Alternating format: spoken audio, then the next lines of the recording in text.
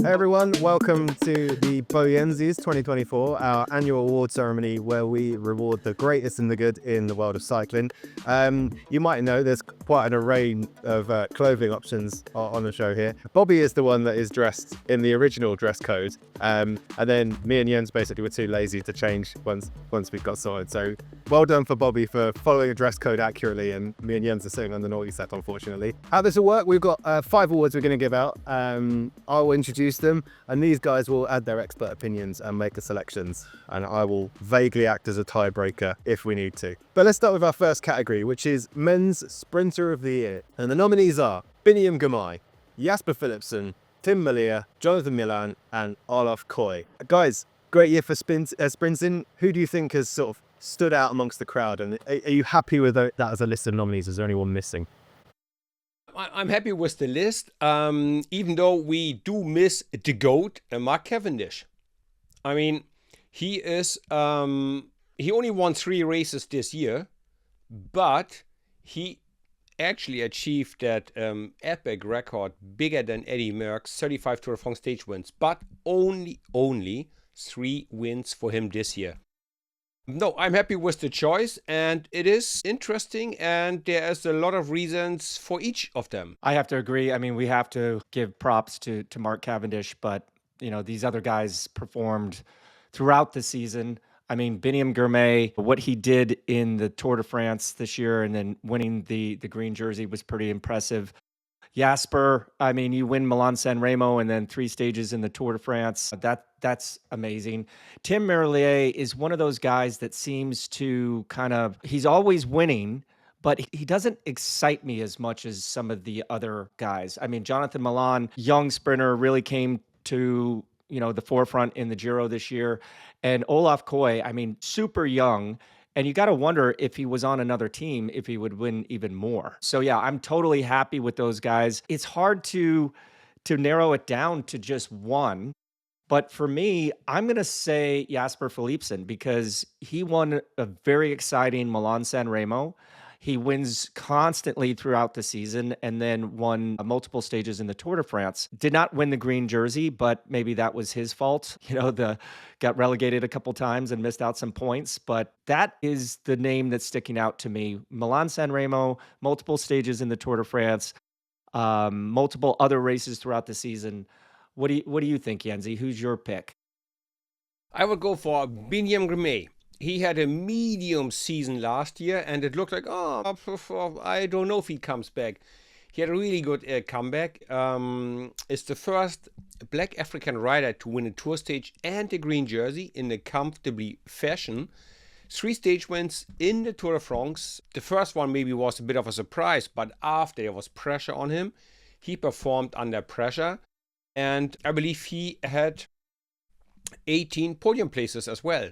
Not only a bunch of great wins, but a lot of podium places. So to me, I believe he is my pick. Plus, he's a very nice guy, so it's easy to pick him. Jasper Philipsen, yes, he is a fantastic rider, a lot of good wins. But what I noticed in my job as a commentator is, race A, there's a clash between a sprinter, it's Jasper Philipsen, and somebody. Race B, there's a clash between the sprinters. It's Jasper Philipsen and another sprinter. It's always somebody else, but somehow always Jasper involved in these discussions and relegations and losing the line or blocking in or not. So for that reason, I would make him my second choice. Okay, so we've got on the first, you're going to have to come in as the tiebreaker here, Mark. I thought I was going to have a very quiet sort of afternoon, evening here to discussing this. But yeah, I can see cases for both of them. The one I sort of wondered about was, you mentioned him, Tim Merritt, because he sort of seems like someone who's going to be on the rise next year. He battled Jasper Philipsen at the Euros, and that was one of the most exciting sprints I saw all year. But I think you did pick the strongest 2 candidates. Biniam Girmay, Jens pointed the case out perfectly there. It's a great emotional story. But I do still think when it comes to the Tour de France next year, the person everyone will be looking at with a target on the back is Jasper Philipsen. He's the guy that the bar is set at. So I can't think of anyone else more deserving of that award this year than Jasper. So yeah, he gets the award. All right. The decision. On to our next category. This one might be a little more clear cut, I feel. Women's Sprinter of the Year. Lorena Wiebes, Lotte Kopecky, Charlotte Kool, Elisa Balsamo, and Marianne Vos all made the shortlist. 2 from SD Works, and then 2 riders that also are kind of classic-y in Kopecky and Vos. So yeah, who did you settle on for your favourite for the Sprinter of the Year in the women's peloton? Bobby, you want to go first? I'll give it a little shot. Yeah, I think this one is going to be a little bit more clear cut. Charlotte Kool winning multiple stages in the Tour de France Femmes this year was pretty amazing. Elisa Balsamo, we've had her as a guest on the podcast prior. I really like the way that she sprints, but she didn't win much of the big stuff this year. Marianne Vos, I still can't believe that she's so competitive and wins on all different surfaces. Lotte Kopecky, if she would have won the Olympic road race this year, she'd probably jump up, but I have to go with Lorena Wiebes. I mean, I would not want to face her in a sprint. She was on a very dominant team. She probably could have won more if Lotte and Demi weren't there. So yeah, I'm going to have to say pretty easy choice for me with Lorena Wiebes winning the Sprinter of the Year for the women. I couldn't agree more to that. Yes, because she won, or the team won 64 races. She won 22. So basically a third of all these wins come just from her. And as Bobby already pointed out, that team is loaded with superstars. So if you're racing amongst Demi Follering and Lotte Kopecky, there's just not much space for yourself to try and win. So she used all the chances she had. She didn't win a stage in the women's Tour de France, but I guess that was also because of all the drama around Demi Follering and that she had to work and support her a little bit. So yeah, I believe with 22 wins, she is my pick for the women's Sprinter of the Year. Okay, now we're on to our first sort of broad category, which is most exciting race of the year. And the nominees are the men's Olympic road race, where Remco secured gold after a race filled with attacks and late mechanical drama. The women's Olympic road race, where a surprise attack caught the favourites napping. The women's Tour de France BAM, where a dramatic finale saw Cassia rally to secure her first title. The women's road race, in the World Championships, where Lotte Kopecky beat a small bunch and a late breakaway to get the result. And the men's Milan-San Remo this year, where it was all decided right at the very end on the final climbs. So, what did you pick? Bobby, who did you make your selection for? This is a tough one. I mean, there were so many great and exciting races, but the men's Olympic road race, okay, there was a little bit drama right at the end when Remco flatted, but he had a pretty good gap there, so I didn't think that was going to be an issue. The Olympic women's road race was amazing. Watching Kristen Faulkner do what she did, it was up into that when she caught the group of 2 ladies off the front and then didn't hesitate and went, on that flyer that turned out to be the gold medal winning move was impressive. Okay, we all had to sweat out the Tour de France Femmes final climb. Honestly, at the Glandon, descent of the Glandon, I thought it was over, but that kind of drew out so long, and I don't know if it was as exciting. The women's road race, I was pumped, cheering like crazy because I thought Chloe Dygert was going to win. But I'm going to have to say Milan-San Remo is my choice, because Milan-San Remo, that once you hit the Poggio, it is just on. And when Lidl Trek, brought it onto the Poggio, you're waiting for that attack from Tadej. It came. Mathieu van der Poel shut it down. Tadej went again. On the descent, it was just those 2 like world-class guys, flying down that descent until Mohoric went. And then what was it? Sombrero and Pidcock got away, and it looked like Pidcock was going to win, only to have Mads Pedersen open up the sprint. I mean, that had me on the edge of my seat, and I know that's a very truncated, hurry up and wait sort of race, but it could have gone so many different ways. And then when Michael Matthews kind of launched on the left and Jasper Philipsen was coming up the barriers, Matthews' glasses come off. I mean, there was just so many things there that I felt like I had done the race. I was like shaking afterwards. So for me, I'm going to say Milan San Remo because so many of those other races were absolutely exciting, but not to the emotional level that I felt during Milan San Remo. Very good way of describing everything. Bobby, I agree. Men's road race, women's road race at the Olympics were exciting, but also as expected. Milan San Remo, it was exciting, but also as expected. It kind of always follows the same scheme. We wait, we test our legs on the Ticino pass, somewhat in the middle. And then we race full gas for the last 30 miles or whatever, 50 kilometers. So my pick would be, because it was just nerve-wracking, the women's Tour de France. It was so close, so dramatic, with Demi Vollering looking like, yep, she's for sure gonna win this. Then she had a crash, took her too much time, or she didn't get up quick enough, so she lost time. Miscommunication within the team. Kasia Niewiadoma took the chance and did really hang on to it.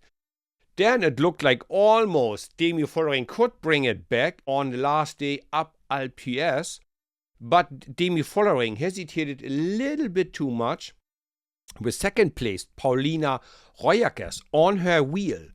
So after a very tough fight, Kasia Niewiadoma saved it.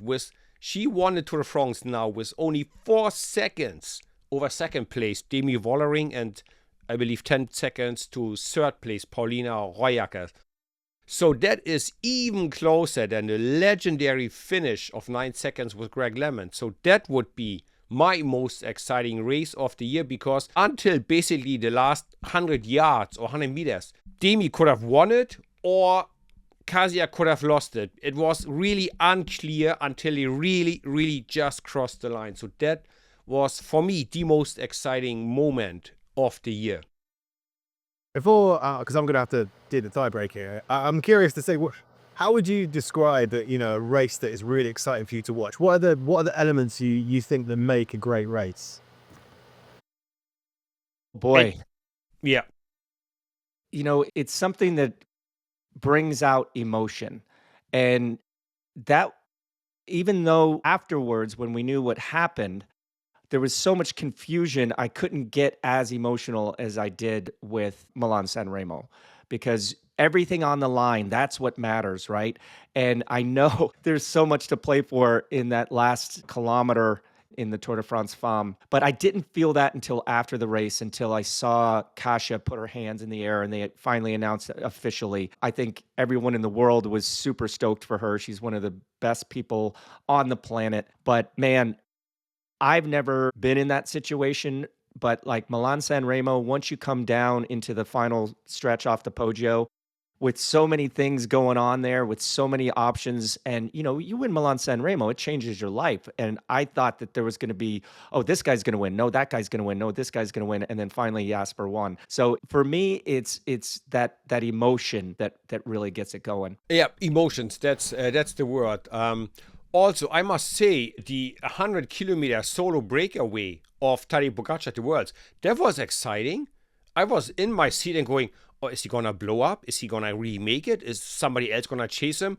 So even if it's relatively boring is too hard of a word, but you can see the end, like an hour before he crossed the line. And yet, it is still exciting to eyewitness greatness performing in front of your TV. Or like Bobby said, it is so nerve-wracking, and until like the line, you go, the guy on the right's going to win. No, he's losing his glasses. Matthews. Then. No, and Pogačar's hanging in there for the sprint. And, we got, by then, still a world champion. Mathieu van der Poel is leading out his teammate in a world champion's jersey. So there's a lot of excitement in that race as well.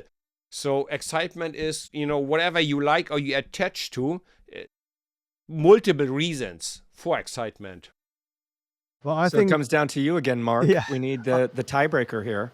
I think I know where I'm going with this, to be honest, because Milan San Remo, it was a classic Milan San Remo, but I always find with that race that it's not a race that I want to sit and tune in for 7 hours, even though sometimes I do find myself watching it. And essentially at that point you're sort of, it's almost like punishment, because the guys are sort of strolling along in the pack, and there's a reason for it.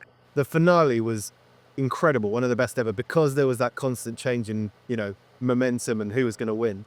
But, if you're going to talk about that being the key factor, the Tour de France, and particularly that final stage, the Tour de France Femme, was incredible because there wasn't just one person that could win it. We saw excellence from Demi Vollering. That final stage, she rode, she put everything in. And when she made her final attack on the penultimate climb, it looked for all the world like she'd just won the race. We saw Paulina Royakkers going after her, and it's like, well, she's going to win now because she's gaining time.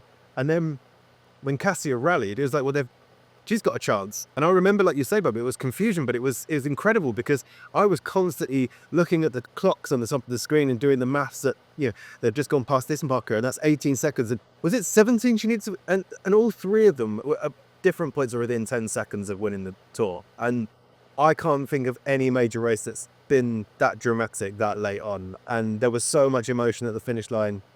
Has to be my pick and our award for most exciting race of the year. But yeah, brilliant choices all round.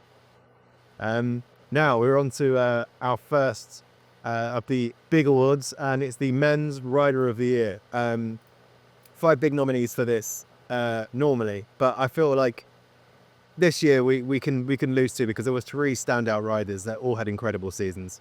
Remco Evenepoel, who became the first man to win both the Olympic road race and time trial in the same season and retained his World TT title. Tadej Pogačar, the first man since 1987 to win the Triple Crown, also picked up another pair of monuments with wins at Liège-Bastogne-Liège and Lombardia. And Mathieu van der Poel, the first man to complete the Flanders-Roubaix double since Fabien Cancellara in 2013, and also won his 6th World Cyclocross title. Who stands out amongst that incredibly strong field? I guess, just if you put the numbers and wins and results together, we have to give it to Pogačar. 25 wins in one season. His worst place was 3rd in Milan-San Remo. Apart from that, he won every race he started. Of course, not all the stages in the Tour de France, but he won his first race with Strade Bianche, impressive solo. He did the Triple Crown, became world champion, and he already won the week after in a rainbow jersey. He won his last race of the season as well.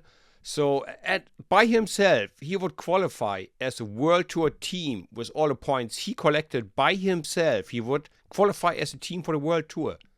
But if it's too easy and we cannot pick him, then it's Mathieu van der Poel. How stylish was he in Milan-San Remo, all in white with a little mullet, riding for his teammate Jasper Phillips and helping him to win. Then he totally in style, he did win Flanders and Roubaix in a rainbow jersey.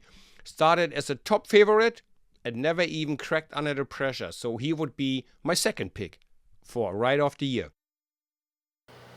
Yeah, let's just start off by saying we got so spoiled this year. There was so much great racing, and those 3 riders are definitely at the top of the list.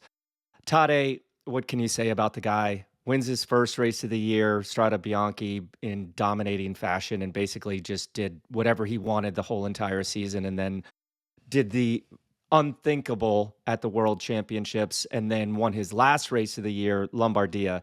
So I think we'd be crazy if we said anyone else deserves that. But I would put Remco in second place above Mathieu, because what Remco started off hot as well. He won his first race of the year in that one-day race in Portugal, and then won Tour of Algarve, went to Paris-Nice and got second place there. Everything looked good. And then obviously in stage 4 of Pays Basque, when he crashed, it changed everything. And for him to come back from that in such a controlled way, 7th in the Dauphiné, 3rd in the Tour de France. I thought, man, he has no chance in the Olympics because he had to go so deep in the Tour de France. But then he recovers not only to win the time trial, but then repeat in the road race. And then, he took it down a notch, recovered a little bit, used the Tour of Britain to kind of restart the engine, and then came back and repeated as world time trial champion, and then finished with a very strong Lombardia. But nothing compared to Tadej. So I just like the way that he had success, came back from an injury, built up to the Tour de France, really just destroyed people in the Olympics, and then was able to kind of reset the dials and then have a good end of the season. Mathieu van der Poel, to your point, Jens, he just oozes class. I mean, every time you see him, his pedal stroke, his style, especially in the world champion jersey and in all white. I mean, I'm just in awe of the guy. I mean, he's just phenomenal athlete, looks so good on the bike, so classy. That Tour of Flanders, Paris-Roubaix double was absolutely impressive. But then, he's able to always kind of close the gap for Jasper Philipsen when he needs to. It's a hard one to, second and third. But yeah, Tade, the amount of wins that he had and the quality of those wins that he had is just unbelievable. And, how does it get better for him? Can he repeat that in 2025? I think that was as close to perfection as a season as we've ever seen and as we will ever see in the future. So congratulations, Tadej Pogačar, for our male rider of the year. Unanimous. I was going to say, just to give you some context for that, I mean, when people talk about great cycling seasons or great cyclists full stop, it always goes back to a comparison somewhere on the line with Eddie Merckx. If you take Eddie Merckx's greatest season, it was his Triple Crown winning season, 1974. He obviously won the Giro, the Tour, and the road race. He finished third at the Tour of Flanders and second at Lombardia. And then you look at Pogačar, and Pogačar wins 2 Grand Tours. He wins the World Championship road race. He wins 2 monuments, and he gets a podium at a third, where he realistically probably could have won as well, but he rode for his teammate. I mean, that is unbelievable. If you wrote that down, you wouldn't think it was possible. He didn't enter any of the other races of the monuments that he could have done. He could have probably turned up at Paris-Roubaix and given Van der Poel a good run for his money, but I think it shows a lot about the quality and depth when you say someone like Mathieu van der Poel, who does one of the most difficult doubles in cycling, wins Roubaix and Flanders, and he's the 3rd best male cyclist this year. Phenomenal. One of the other things I was going to say, do we need to start thinking about Tadej Pogačar as one of the greatest classics riders of all time? Because he's often, we know he's one of the great GC riders, but it sort of overlooks his classics riding ability. He now has 7 monuments to his name, which is, for reference, 1 more than Mathieu van der Poel. Is he the greatest classics rider of his generation as well? I guess he is, and he will put a few more in there because I am 100% convinced he wants to win all monuments. I'm 100% convinced one day he will go, okay, I have enough Tour de France's on my belt. I want the Paris-Roubaix win as well. And as you said, he will give Mathieu van der Poel a good run for his money. When Tadej Pogačar got his mind set up around something, he is pretty much unbeatable. He's really determined. So I believe he's focusing in the close future on winning Sanremo and winning Roubaix. That's my opinion. I mean, the record speaks for itself. I mean, anytime that guy laces up his shoes and throws his leg over the top tube, he's a weapon. I would like to see him in Paris-Roubaix. I don't know if he's going to do that when he's still trying to win the Tour de France because, I mean, every bike race, let's face it, is dangerous. But I would love to see his frame just flying over the cobbles because who was it? It was Elisa Balsamo when we had her on the podcast and I asked her the technique about riding over the cobbles. And she goes, there's no technique. You just go full gas. And Tadej Pogačar goes full gas. And, he has an amazing engine.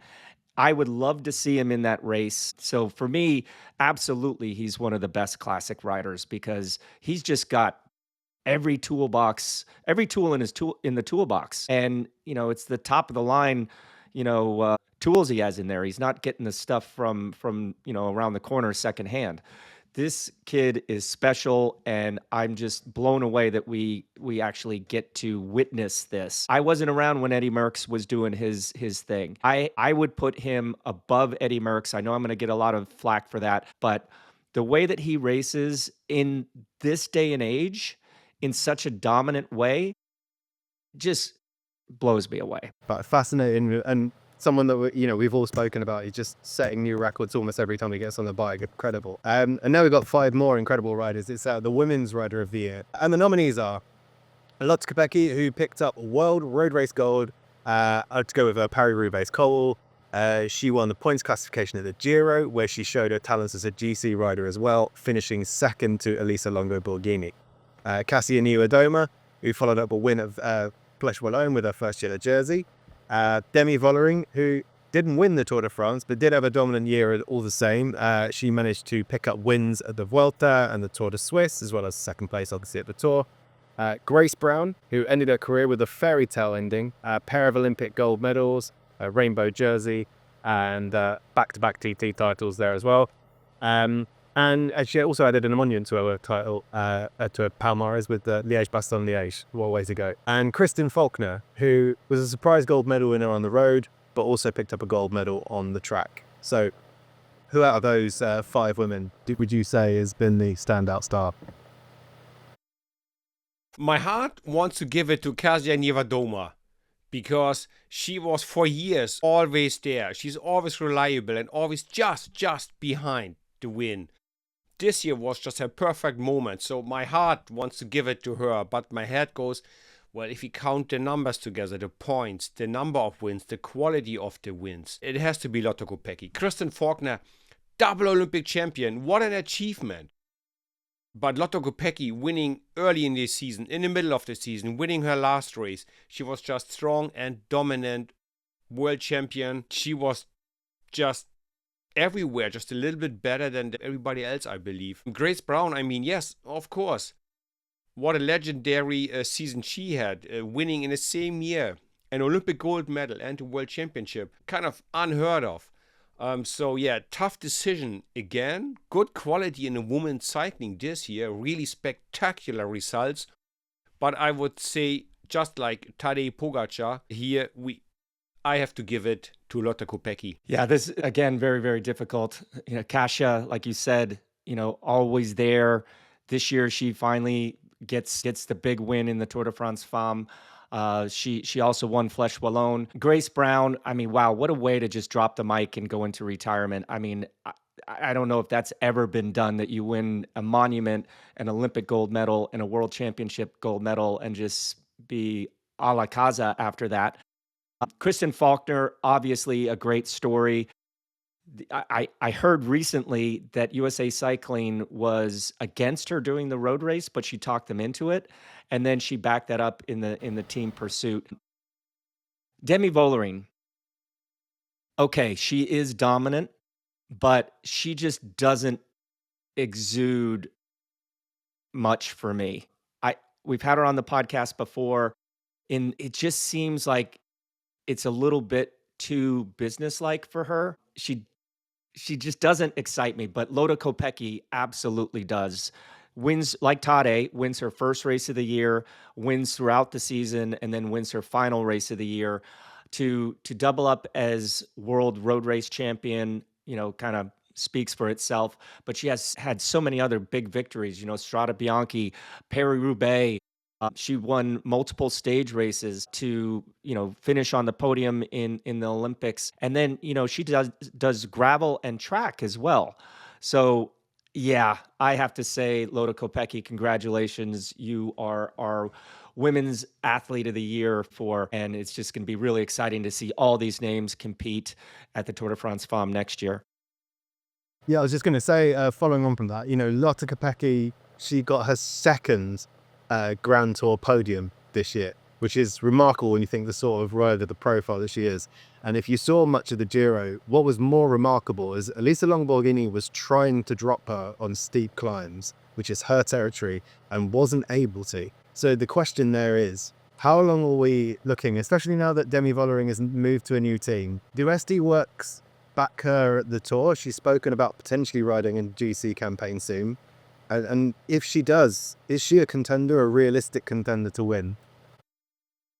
She would have to change her style of racing. In some way, she would need to become a less attractive rider, less aggressive rider, because to win a Grand Tour, you have days where you just have to hide and save energy and be invisible.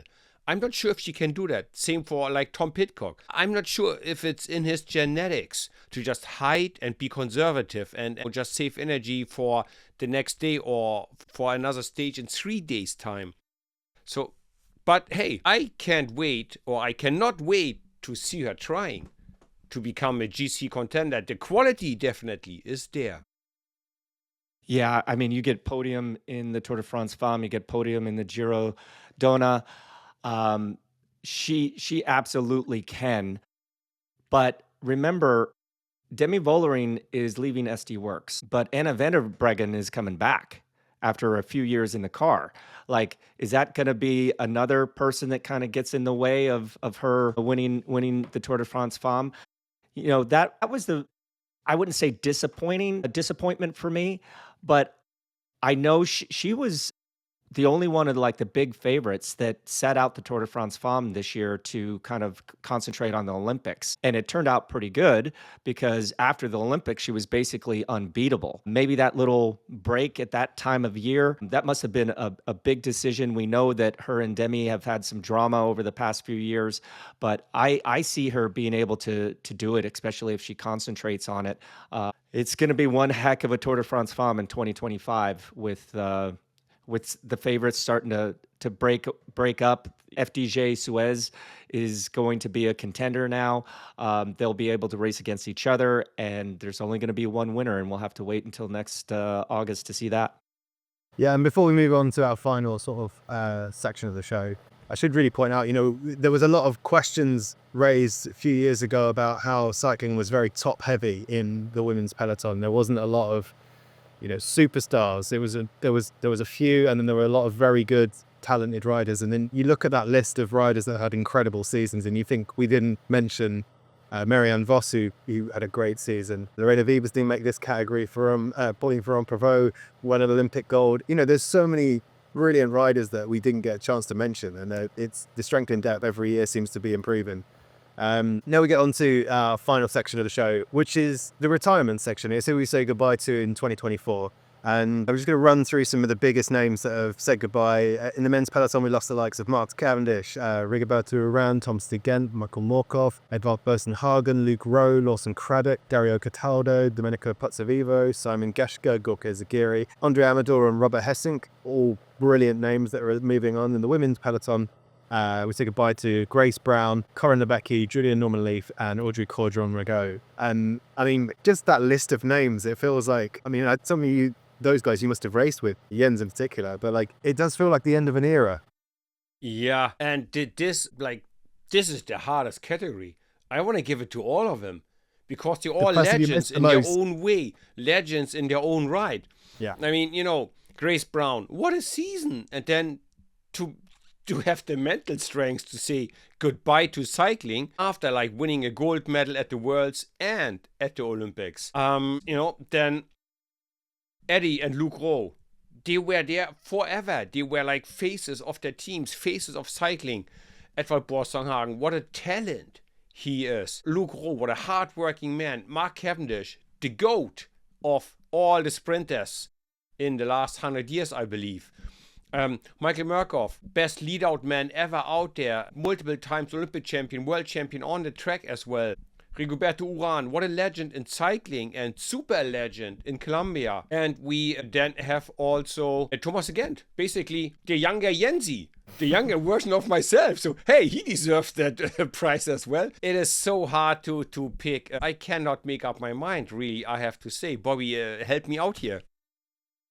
Yeah, I don't think we're meant to choose our favorite retired person because all those guys stayed in the sport for a very, very long time. The name that I thought was going to be in retirement before any of these guys was Domenico Pozzovivo. I was kind of blown away when he raced this year. We definitely raced with him. Robert Gesink, he was just such a solid rider for the Dutch teams that he was on. Rigoberto Urán, probably one of the coolest characters that you could possibly imagine. He's going into retirement. He's going to be just fine. He's got some amazing businesses down in Colombia and around the world. Michael Markov, he came to the team. He came to our team, Saxo Bank, as a young rider, and had some ups and downs. There was a team that didn't believe in him, and then he just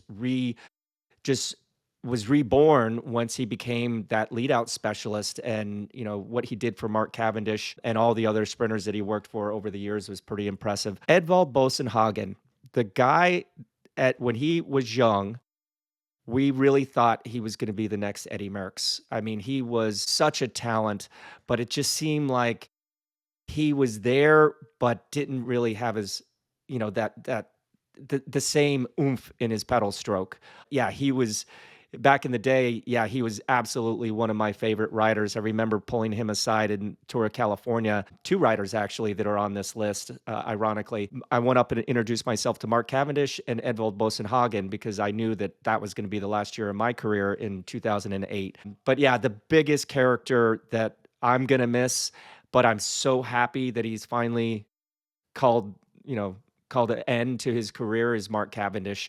He is one of the coolest characters out there. I don't really know what he's going to do next year, but I know he's not just going to fade off into oblivion. He's going to be somewhere, because the knowledge that he has and the experience that he has and the way that his mind works, I don't see why he can't be associated with basically any team out there. We all thought, or at least I thought, that maybe he'd move into a management role there at Astana, but Vino rules that team with pretty much an iron fist. So I think he's not ready to share the throne with somebody like Mark. Yeah, just great names. Luke Rowe, like you said, one of my favorite guys, hardworking guys. We're going to see him next year in the Director Sportif car over at Decathlon AG2R La Mondiale. I'm sure these guys will always be in cycling, because you don't spend as much time as these guys have and just, go and, sit on the beach and drink Coronas the rest of your life. But it's hard saying goodbye, but we have some amazing talent coming up, and their shoes are gonna be filled. There's some big shoes, but this younger generation coming up is gonna give us a lot to cheer about as well. I just want to wish every single one of these riders that we've mentioned, all the best in retirement. The other side of the barriers are not as daunting and not as bad as you would think, because now you can just sit back and relax and be a fan of the sport like we are. Yeah, and just to say thank you to everyone who's listened to the podcast this year. If you've subscribed to any of the Odd Tandem social media channels, we really appreciate your support. And particular thanks to everyone who subscribed to our Patreon. Your names will be in the comments, and if you're watching on video, they'll be appearing on the screen now. And thank you so much for everything you've done for us. It's really helpful. We'll be back in 2025.